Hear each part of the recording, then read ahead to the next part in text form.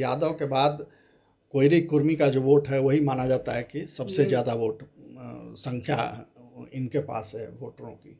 तो ये एक मजबूत वोट बैंक अगर भाजपा तैयार कर लेती है और आरसीपी सिंह के माध्यम से कुर्मी जाति में अपनी पैठ बढ़ा लेती है तो ये जरूर जदयू के लिए संकट का समय होगा और नीतीश कुमार जी के लिए भी संकट का समय होगा। आरसीपी सिंह उसी क्षेत्र से हैं जहां से नीतीश कुमार हैं, ये ज़्यादा खतरनाक है क्योंकि घर का भेदिया लंका ढहा।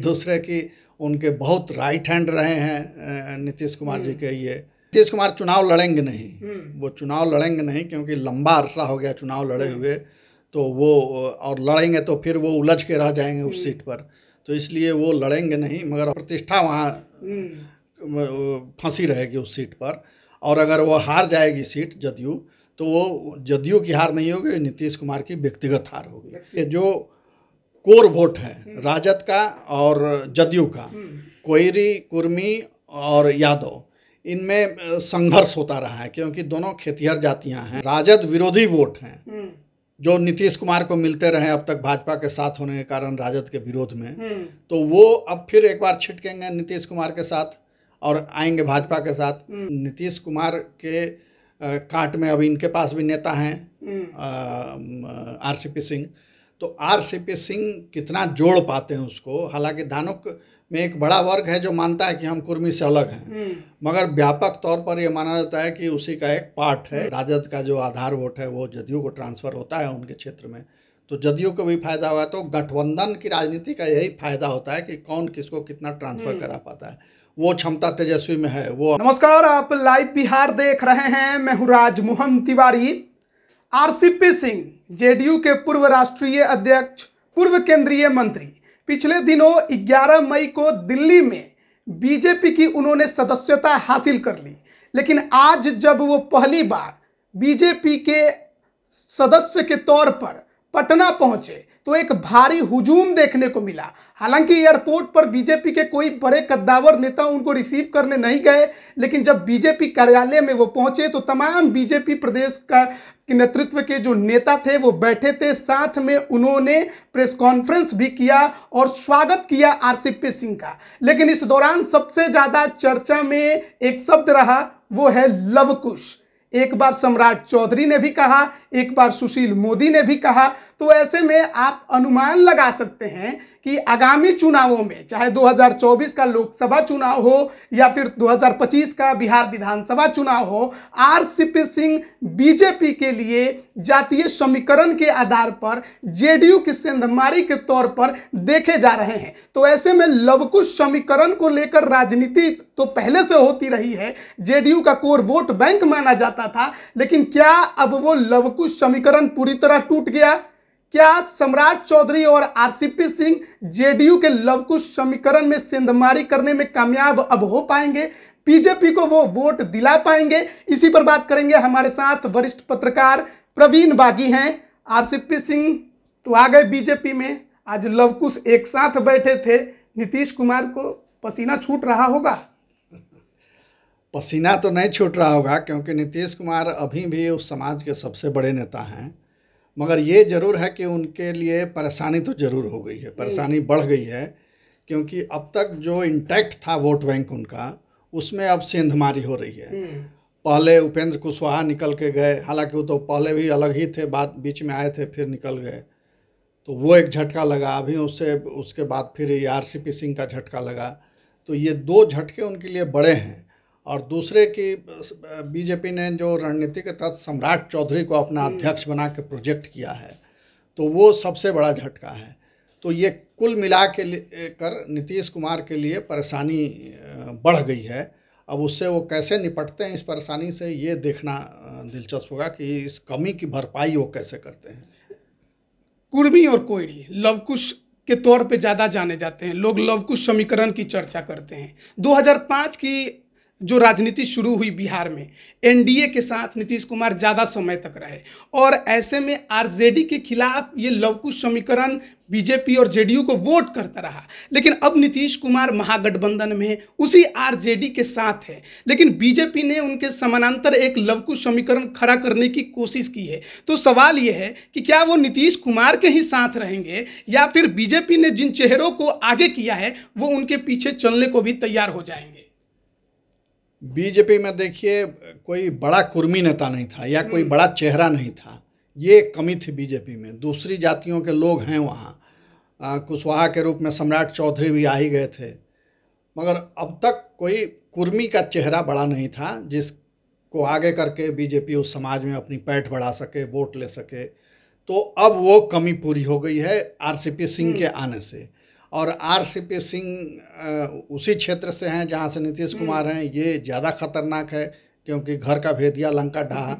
दूसरे की उनके बहुत राइट हैंड रहे हैं नीतीश कुमार जी के ये आरसीपी सिंह, और नीतीश कुमार ने ही इनको राजनीति में प्रोजेक्ट किया।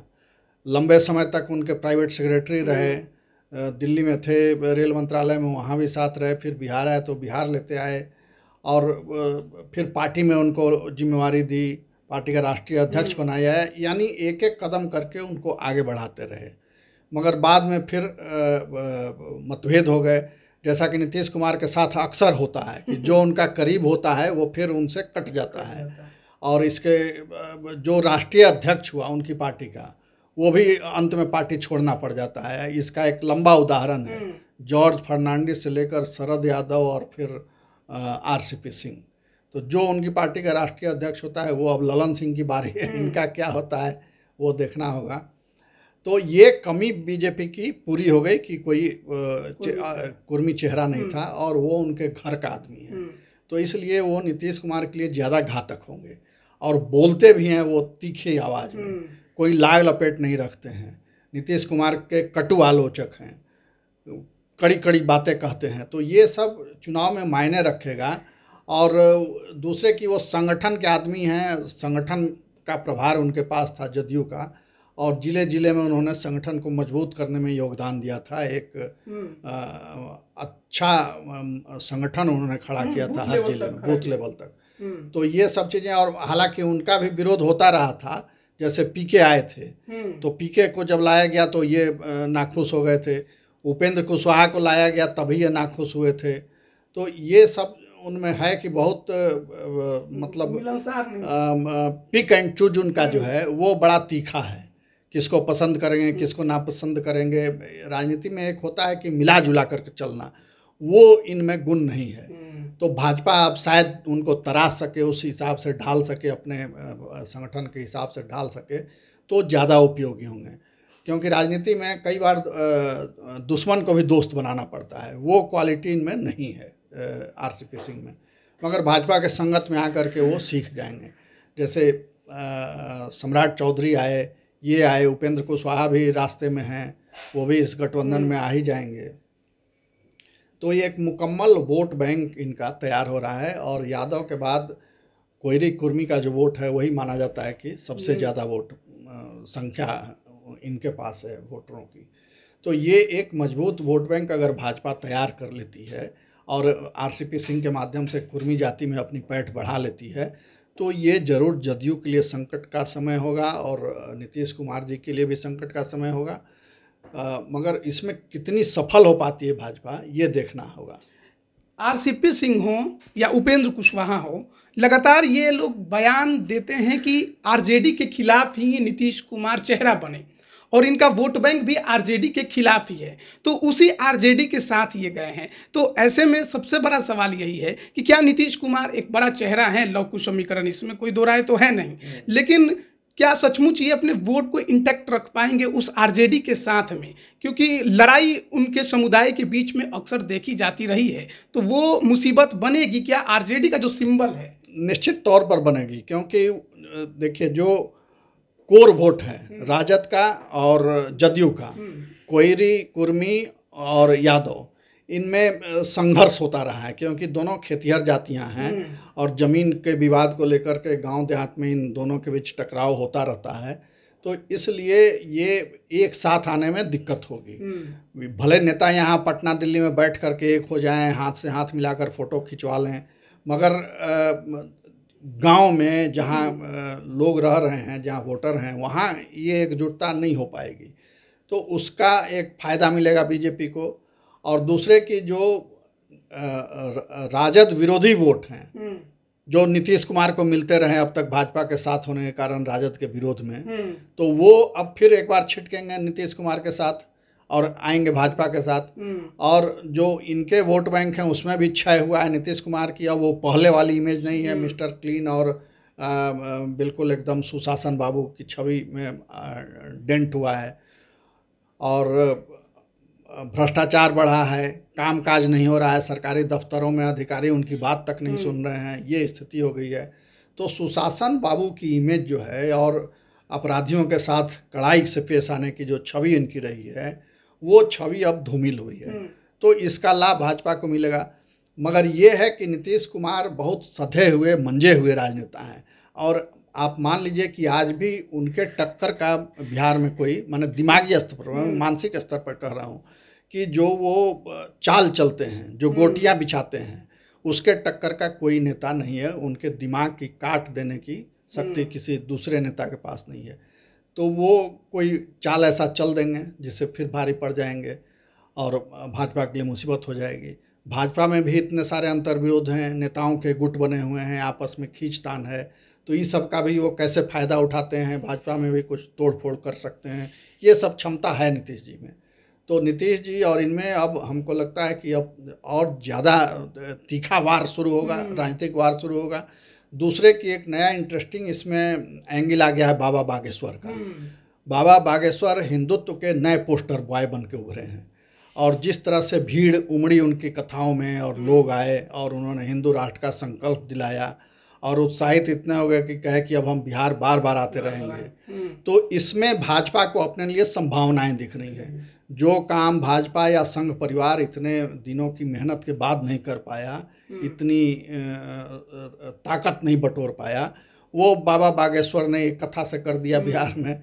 तो अगर उनका दौरा बिहार के अन्य जिलों में भी होता है तो वो जरूर एक जात पात का जो बंधन है, जो दीवार है, जिसके आधार पर बिहार में राजनीति हो रही है, तो उस जात पात के बंधन को तोड़ने में बड़ी मदद मिलेगी और वो फायदा बीजेपी ले जाएगी।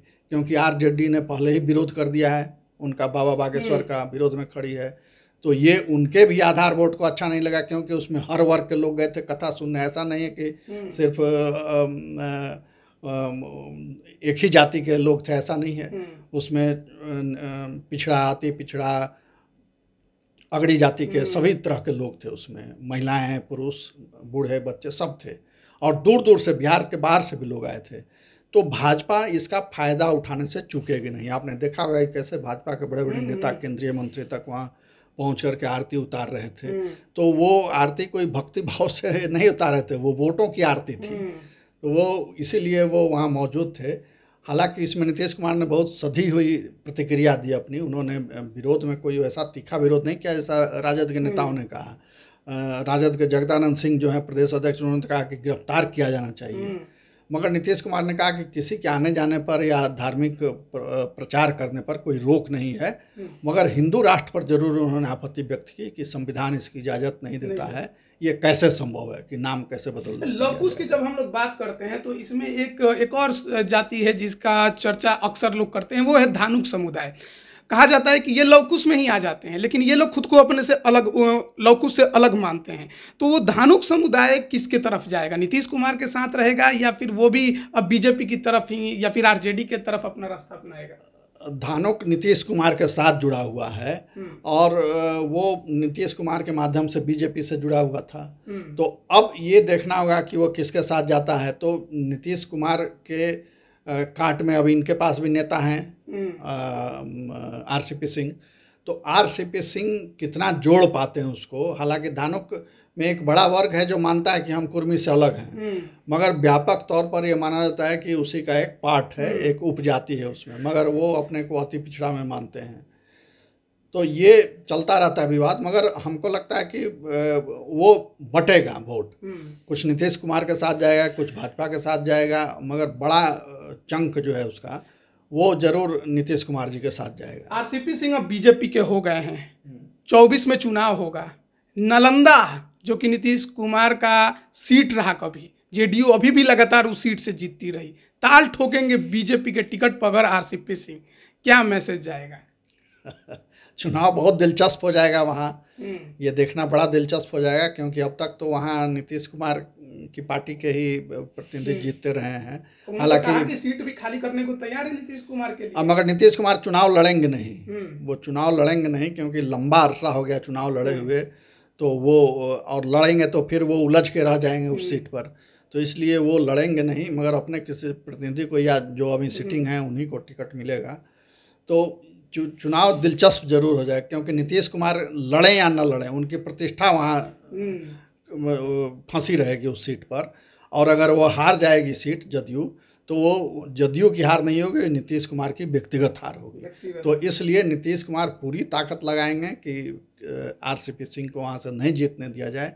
हालांकि अभी ये भी संदिग्ध है कि आरसीपी सिंह वहाँ से लड़ेंगे कि नहीं लड़ेंगे, क्योंकि उनका भी कोई ऐसा चुनाव लड़ने का अनुभव नहीं रहा है, मगर वो देखिए अब क्या होता है। अब एक आखिरी सवाल रहेगा, महागठबंधन तो बन गया, लेकिन महागठबंधन में आरजेडी का वोट बैंक तो थोड़ा इंटेक्ट नजर आता है, लेकिन जेडीयू का वोट बैंक जिस प्रकार से बंटने को लेकर उसकी चर्चा हो रही है, सेंधमारी को लेकर चर्चा हो रही है, सवाल यही है कि जेडीयू को अपने साथ रखने से आरजेडी को कितना फायदा होने वाला है और जेडीयू को आरजेडी से कितना फायदा होने वाला है? नहीं, आरजेडी को तो फायदा होगा, क्योंकि जदयू जो भी सीटें जीत के आएंगी वो आरजेडी के साथ ही रहेंगे वो विधायक, तो फायदा तो होगा। और जदयू को ये फायदा होगा कि उनके साथ रहेंगे तो अगर वो वोट ट्रांसफ़र हो जाता है जदयू के साथ, राजद का जो आधार वोट है वो जदयू को ट्रांसफ़र होता है उनके क्षेत्र में, तो जदयू को भी फायदा होगा। तो गठबंधन की राजनीति का यही फायदा होता है कि कौन किसको कितना ट्रांसफ़र करा पाता है। वो क्षमता तेजस्वी में है, वो अपने वोट ट्रांसफ़र करा सकते हैं, वो क्षमता नीतीश में भी है, ये भी अपने वोट ट्रांसफ़र करा सकते हैं, तो दोनों को फायदा होगा। 2015 वाला जो विधानसभा का परिणाम था, क्या लोकसभा 24 में वो दिखाई दे सकता है इस महागठबंधन के साथ? इस पर अभी कुछ कहना मुश्किल है, क्योंकि अभी स्थितियां बदल रही हैं, तो लगातार चीज़ें परिवर्तित हो रही हैं। अब उसमें उस समय ये कहना ज़्यादा सही होगा कि अभी क्या स्थिति है, उस समय की स्थिति पर सारी चीज़ें। लेकिन नीतीश कुमार कमजोर हो रहे हैं, इसमें कोई दो राय नहीं। बहुत बहुत धन्यवाद आपका। तो देखिए, अब बिहार की राजनीति में एक बार फिर से लवकुश समीकरण की खूब चर्चा हो रही है, क्योंकि जिस प्रकार से नीतीश कुमार का कोर वोट बैंक लवकुश माना जाता था, यानी कि कुर्मी और कोयरी, उसी प्रकार से बीजेपी ने भी अपने अंदर लवकुश समीकरण को खड़ा कर दिया है। एक तरफ सम्राट चौधरी कोयरी समुदाय से आने वाले प्रदेश अध्यक्ष भी हैं, इसके अलावा अब आरसीपी सिंह जो कि नीतीश कुमार के बेहद करीबी थे, केंद्र में मंत्री भी रहे, जेडीयू के पूर्व राष्ट्रीय अध्यक्ष हैं, अब बीजेपी में आ गए हैं, कुर्मी समुदाय से आते हैं। तो लवकुश की लड़ाई इस बार आपको 24 में भी देखने को मिल जाएगी और पता भी चल जाएगा कि नीतीश कुमार कितने कमजोर हुए हैं, क्या वो अपने वोट बैंक को अपने पास रख पाए हैं या फिर उनका वोट बैंक अब पूरी तरह से बीजेपी के तरफ जाते नजर आ रहा है। क्योंकि आरजेडी के विरोध में राजनीति उन्होंने जिस प्रकार से बिहार में शुरू की, चाहे कोई भी चुनाव हो, हमेशा जंगल राज की दुहाई देते रहे, उन्हें वोट भी मिलता रहा, लेकिन अब किसकी दुहाई देंगे, अब किसके खिलाफ बोलेंगे, किस प्रकार से चुनाव प्रचार करेंगे, ये देखने वाला नज़ारा होगा। क्या कुछ वो 24 के चुनाव की तैयारी बनाते हैं, रणनीति कैसे करते हैं, देश भर के भ्रमण में तो हैं, लेकिन बिहार में ही जमीन उनकी खिसकते दिखाई दे रही है। बन रहिए लाइव बिहार के साथ, आप सभी का बहुत बहुत धन्यवाद। लाइव बिहार यूट्यूब पर सब्सक्राइब और फेसबुक पर लाइक जरूर करें।